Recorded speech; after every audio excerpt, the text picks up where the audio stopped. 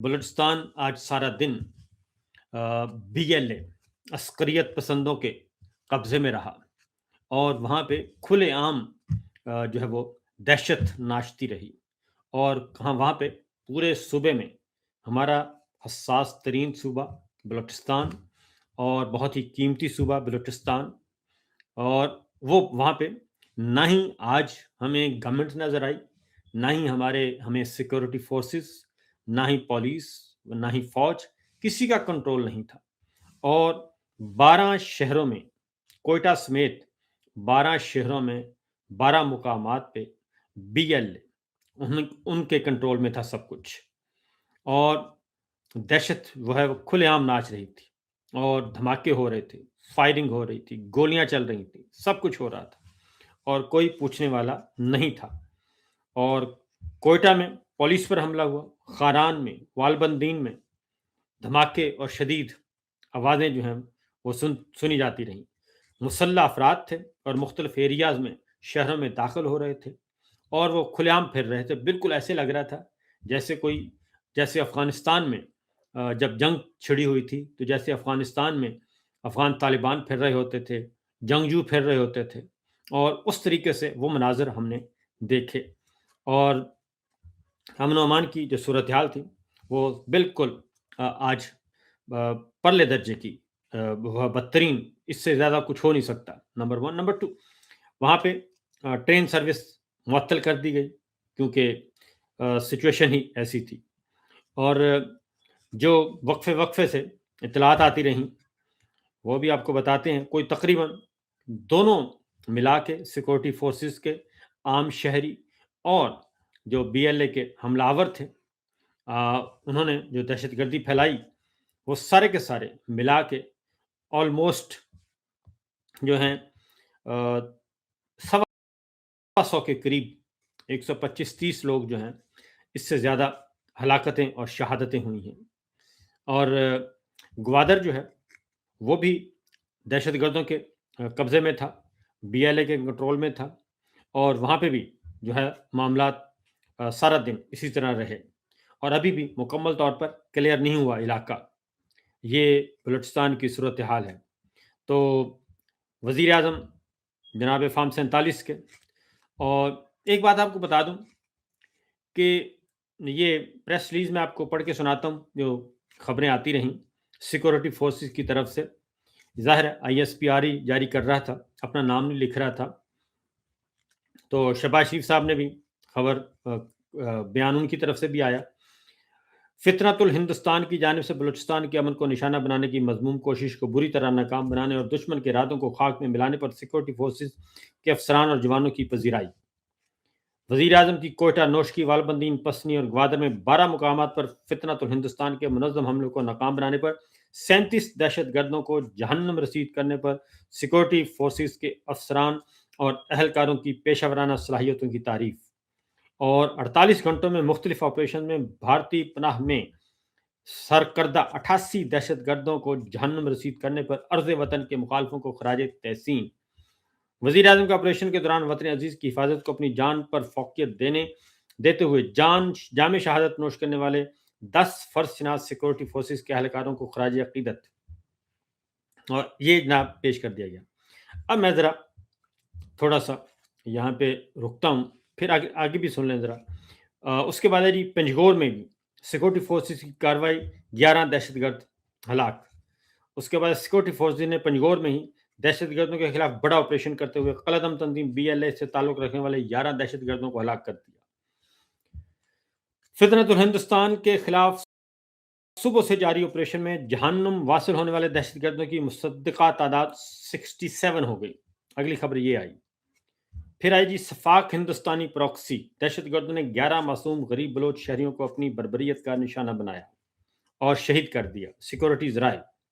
और फिर आया जी के बर्बरियत के खिलाफ लड़ते हुए 10 बहादुर पुलिस और सिक्योरिटी फोर्सेस के जवान शहादत का रुतबा पा चुके, सिक्योरिटीज राय। और उसके बाद आया जी के वो भी आईएसपीआर जारी कर रहा था कि गुज़श्ता रात फितरतुल हिंदुस्तान के दहशतगर्दों ने बलूचिस्तान के 12 मुख्तलिफ मुकामात पर बुज़दिलाना हमले किए اور سیکورٹی فورسز اور دیگر قانون نافذ کرنے والے اداروں کی جانب سے بروقت اور مؤثر کارروائی کے نتیجے میں یہ حملے ناکام بنا دیے گئے۔ اس کے بعد ہے جی اس میں ان دہشت گرد کارروائیوں میں 37 دہشت گرد جہنم واصل ہو گئے، ٹھیک ہے جی۔ 10 پولیس اہلکار ہمارے جوان شہید ہو گئے، اور اس کے بعد کہ جی مختلف مقامات پہ ہم نے انگیج کیا ہوا ہے ان کو۔ تو یہ ساری خبریں سنانے کے بعد پھر میں آپ کو اپنا نقطہ نظر دیتا ہوں، تاکہ یہ سرکاری جو خبریں آئی ہیں پہلے ذرا ان کا ہم تھوڑا سا جائزہ لے لیں۔ اور یہ مختلف لوکیشنز پر کی جانے والے فالو اپ کارروائیوں میں جہنم حاصل کیے جانے والے دہشت گردوں کی تعداد 58 ہو چکی ہے، یعنی کل ملا کے سارے 2-4 دنوں میں جو کچھ ہوا۔ پھر 10 شہید، وہی واپس آ گیا جی۔ اس کے بعد ہے جی گوادر کی اپڈیٹ آئی، اور گوادر میں جی انہوں نے کہا جی 67 کل تعداد ملا کے 108، یعنی کہ پچھلے 2-4 دنوں کے اندر اندر وہ کہتے ہیں جی 108 دہشت گرد ہم نے مارے ہیں۔ اور مزید انہوں نے کہا جی تعاقب جاری ہے۔ اور اس کے بعد اگلی خبر یہ آ گیا جی۔ اب سوال یہ پیدا ہوتا ہے، بزدلانہ حملے، فتنۃ الہندوستان بالکل ٹھیک ہے، فتنۃ الخارج بالکل ٹھیک ہے، اور پھر یہ کہ ہم نے بڑی کامیابی سے یہ کر دیا، یہ کامیابی نہیں، یہ انتہائی ناکامی ہے۔ یہ کیا پیراشوٹ کے ذریعے اترے تھے؟ کیا یہ چھاتہ بردار تھے؟ کیا یہ ہیلی کاپٹر کے ذریعے آئے تھے؟ کیسے آئے تھے؟ یہ زمینی راستے سے آئے تھے، زمینی راستے سے آئے۔ ان کے پاس اتنا اسلحہ تھا، اور وہ بھی ساتھ اسلحہ بھی مسلح تھے مکمل طور پر ٹوٹل، کیونکہ ساری ویڈیوز ہم نے دیکھی ہیں، اور شہروں میں دندناتے پھر رہے تھے، شہری علاقوں میں، اور عوام کو وہ کچھ نہیں کہہ رہے تھے۔ یہ سب کچھ ہو رہا تھا، اسلحہ تھا، راکٹ لانچر تھے، رائفلیں تھیں، اور بارود تھا، اور پھر دھماکے بھی ہوئے، یہ سب کچھ ہوا۔ تو یہ زمین کے راستے سے آئے تھے، کیا وہ کسی سمندری راستے سے آئے تھے کوئٹہ؟ اور یہ جتنے بھی ہمارے شہر ہیں بلوچستان سے، یہ آئے تھے پیدل چل کے، یہ گاڑیوں میں آئے تھے، کہاں سے آئے تھے؟ تو یہ ناکامی ہے، سب سے بڑی ناکامی کس کی ہے؟ جو بیٹھے ہیں بارڈر پہ، سرحدوں پہ، افغانستان سے آئے تھے۔ پاک افغان سرحد کا کس کے پاس کنٹرول ہے؟ ہماری مسلح افواج کے پاس۔ وہ ایران سے آئے تھے، پاک ایران بارڈر کس کے پاس ہے؟ ہماری مسلح افواج کے پاس، تو وہ ان کا کنٹرول ہے۔ اس کے بعد یہ اسمبل ہو رہے تھے، جمع ہو رہے تھے شہروں میں، شہروں کے آس پاس اسلحہ جمع کر رہے تھے، کسی کو نہیں پتہ چلا۔ انٹیلیجنس ہماری کہاں تھی؟ ہیومن انٹیلیجنس کہاں تھی؟ ادروائز انٹیلیجنس ہمارے ادارے کہاں تھے؟ یہ سارے کدھر تھے؟ کیوں نہیں پتہ چلا سکے؟ یہ سارے 2-4 تو نہیں تھے، یہ تو 20 کی تعداد میں آئے ہیں، سینکڑوں کی تعداد میں کہنا چاہیے، 12 مقامات پہ تھے، اور ہر جگہ کوئی 20 50 پھر رہے تھے آرام سے دناتے ہوئے۔ کوئی ایک آدمی نہیں آیا تھا چلیں خودکش حملہ ہوتا ہے جی، ایک آیا ہے، بکل ماری ہوئی ہے اور وہ آ کے پھٹ گیا، پتہ نہیں چلا۔ سینکڑوں لوگوں میں ایک بندہ آ گیا، یہ تو سینکڑوں لوگوں میں سینکڑوں لوگ تھے، یہ ہو گیا۔ پھر بلوچستان میں کنٹرول کس کا ہے؟ بلوچستان مکمل طور پر سیکورٹی فورسز کے کنٹرول میں ہے، کیونکہ یہ سرفراز بگٹی، یہ سارے ڈمی لوگ ہیں، اور باپ پارٹی ہو گئی یا پھر دوسرے، اور جو وہاں کی فیڈریشن پہ یقین رکھتی ہیں تمام جماعتیں بلوچستان کی، وہ سردار اختر مینگل صاحب ہیں، محمود خان اچکزئی صاحب ہیں، اور نیشنل پارٹی، وہ سارے کے سارے جو ہیں، ان کو تو آپ نے رکھا ہوا ہے باہر، ان کا تو آپ ووٹ ہی نہیں شمار کرتے۔ 8 فروری یہ والا الیکشن بھی بلوچستان کا، آپ کو بتا دوں ذرا، بلوچستان کا معاملہ مختلف ہے۔ جب سے نواب اکبر بگٹی کو قتل کیا گیا ہے، اس وقت سے لے کے بلوچستان میں کوئی بھی الیکشن